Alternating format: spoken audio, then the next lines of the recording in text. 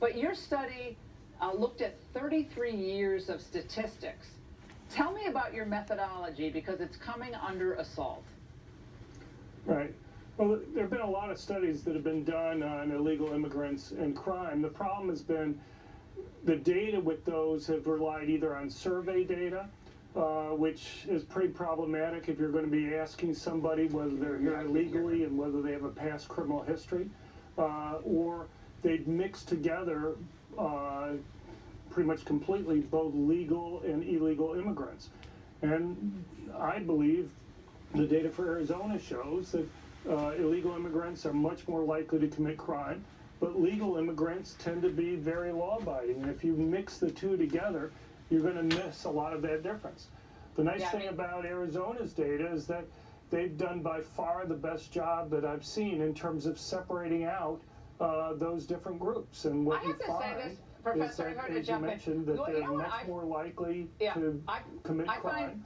I find to be outrageous. About 12% of the state prison population, where illegal immigrants make about 4.8% of the state population. That's particularly imbalanced when you look at young criminals. Those under 35, illegal immigrants make up about 8% of the prison population, but only 2% of the state population. All right, let's go to Alan. Alan, you have concerns about this study. We'll put up the graphic in a moment. But you find it to be... I can't hear anything, guys. I lost the signal here. Well, I think we might be having an issue with this. But let's put up the full graphic of what we learned from John Lott's study, because I think the Fox viewers need to see this. Here it is. 142% more likely to be convicted of a crime, illegal immigrants in Arizona. They tend to commit more serious crimes.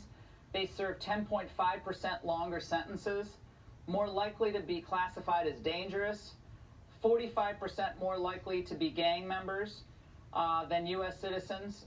Marianne, we're going to try to get our sound back on our guests, but I don't find this surprising at all. And John Lott's getting hammered out there because he looked at the data and he came up with a way of analyzing it to try to separate out green card holders who are legally here and illegal immigrants. And my question, and you must have some thoughts on this, how is this not already readily available? Why do we need a professor of economics to have to go into the database for 33 years in Arizona? Why don't we know these facts? Well, it's like they're being purposely kept from the American people. This drives me crazy. I'm always trying to find out the status of these people committing crimes. Like, oh, we can't report that. What? We have somebody in Oregon who is able to get us those kind of statistics too, and this was the first report from any other state than Oregon that was able to do this, and we thank them. Yeah, it's about time. I think we have Professor Lott and Alan back with us. Alan, let's go to you. You have some concerns about John Lott's study. And by the way, John, I thought you were just talking over me earlier. I'm like, God, he doesn't even hear what I'm saying. Forgive the audio. This is live TV. Alan, let's talk to you about the methodology without getting too wonky.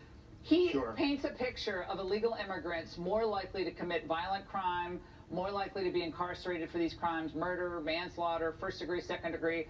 Why do you dispute this? Well, it's easily disputed because the methodology just doesn't work. It's inconsistent with every other study that's been performed over the last couple of decades, as well as data from the American Immigration Association, as well as the Immigration Council, which shows that immigrants actually do less crime. And the types of crimes. Now, right?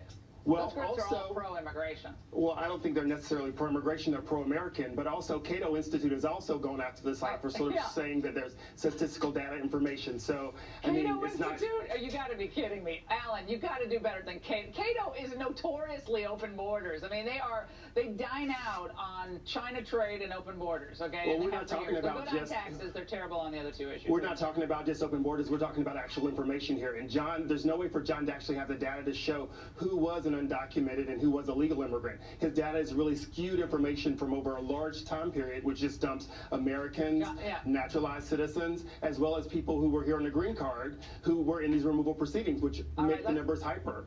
All right, John, respond quickly to that criticism, please. Yeah, I mean, there are a lot of points they just brought up.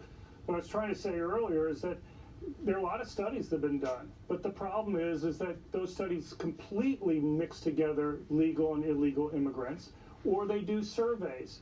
Well, in the case of Arizona, you have pre-sentencing reports that are done. That determines whether or not what their citizenship status is. That's included in the data that's here. Now, there may be some issues that one can say that they may have made mistakes in some places, but even if you believe that's the case, and I doubt that, the most you're talking about is about 10% of the sample that's there. And that's very small. That's a much smaller error than any of the other data that you've been pointing to. All right, guys, fascinating. We're going to continue to debate this, no doubt. I think we need more transparency, more reporting, more truth. And the localities, the state should have to reveal and keep a database on who is committing the crime in the United States, the American people. I think demand to know. Marianne, I know you do. And still ahead, a second bombshell memo. You're not going to believe this.